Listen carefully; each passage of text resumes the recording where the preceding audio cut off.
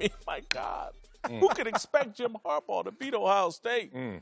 Can you say Harbaugh has done a good job at Michigan if he hasn't beaten Ohio State? Ah, the caveat, the end of that question.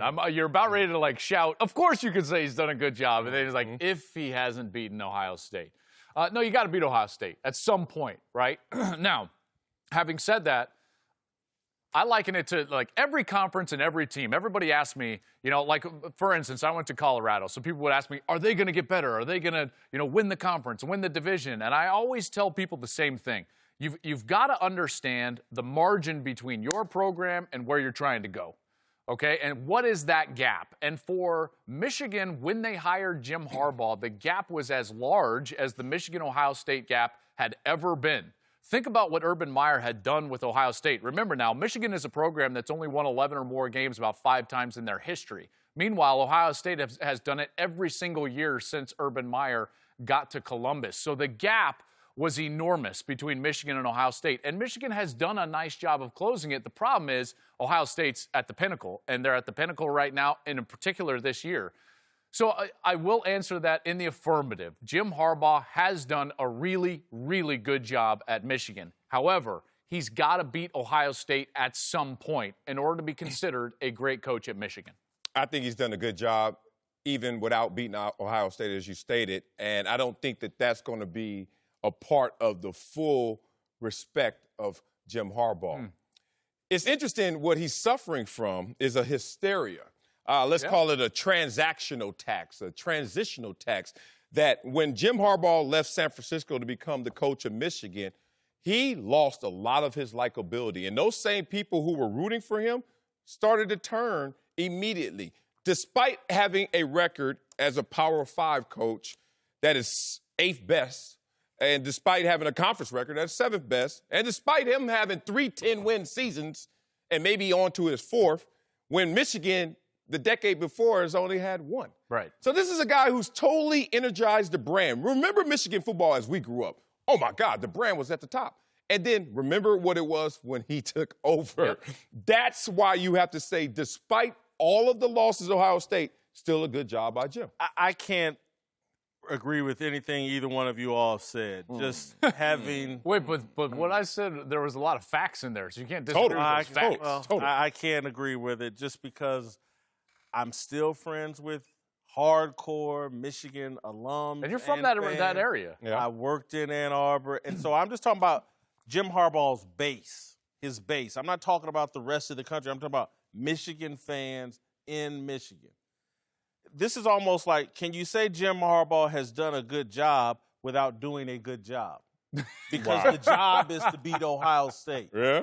And to sit Brady Hoke, and y'all can trash him and all that, that's fine. I'm not going to sit here and get on my soapbox about it. But that's a blip in the radar for Michigan. He was there 5 years. And Rich Rod was there 3 or 4 years. I can't remember. Whatever those 8 years are, that's a blip. For Michigan fans, they never came off the narrative of we're the elite of the elite. In their minds, they're Alabama. Bo Schembechler is Bear Bryant. In their mind. I'm not saying that's reality. And so I was just going to say, that's a failed perception. I'm not saying that's reality. Bo Schembechler didn't win a national championship. I got it. But until you go to Ann Arbor and how much money's there, how much their alums earn, what their endowment is, blah, blah. They look up Alabama, blah. So what? We're Michigan. And I'm just not beating Ohio State is a disqualifier. I think my problem with that, you might be, I think you're right. I think you're right about what you said. I talked to Michigan fans. The problem is that perception, if that is their perception, that is not reality. That's not what Michigan is, actually. They are the all-time winningest program. It's a wonderful place. However, there you go. What did you just say? They're the all-time winningest program. I understand that, but if you look at the national title, since Woody Hayes got to Ohio State, it's not even close. It's not in the same hemisphere. No, it's UCLA basketball almost. You could go with the all-time, but then of modern time, things start to suffer. That's right. You're right. The people you're talking to are wrong. because they can't see the forest from the trees. How can they be wrong? They're the boss. No, They're the boss. They're the fundraisers. We're just guys talking on TV. They're employing them. Brady Hoke can't be a blip. He was there 4 years, and Jim Harbaugh is looking like if what is our measurement of success? So to have reality, we have to either go with facts or a measurement, a variable that we all can rally around. And beating Ohio State is the measurable. But winning is also a measurable that, for me, is greater than beating just one team. Can I let me just pose an alternate universe. Yeah. And I know people hate what ifs. I'm just going to pose an alternate universe for a result that Michigan wasn't even involved in, okay?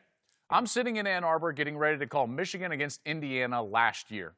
Earlier in the day, while we're watching in the booth preparing for that Michigan-Indiana game, Maryland is taking Ohio State into deep water at Maryland. Dwayne Haskins is having to throw for, 1,000 yards in that game. You remember the game well. Terrell Pegram was the quarterback for Maryland.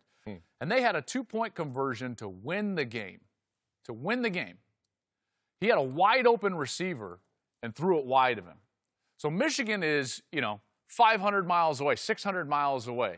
If he completes that ball and Maryland beats Ohio State, before Michigan even plays Ohio State, they win the division, go play Northwestern, probably beat them, and wind up in the Rose Bowl last year. So is this the same conversation? I'm just saying that a lot of this... Did you really just walk me through 90 seconds of if Ohio State had lost to Maryland? Did you really just do that? Yes, and I told you I was going to before I did it. I said, let me pose an alternate universe. What did it prove? It didn't happen. It proves that the reality of the situation could have gone several different ways, regardless of what Michigan was doing in and of itself. Can we agree on this? Because this is a possibility.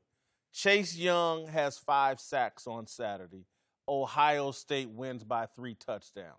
Will we come back here on Monday after Thanksgiving and be talking about Jim Harbaugh has done a good job? Yes, of course he's done a good job. Look at where they were. If they get beat by 3 touchdowns, look at where they were. There's not a Michigan fan that I know that will be remotely happy. That's their problem. Yeah. I'm telling them the reality, which is look at where you were and look at where you're at. Time to get new friends, brother.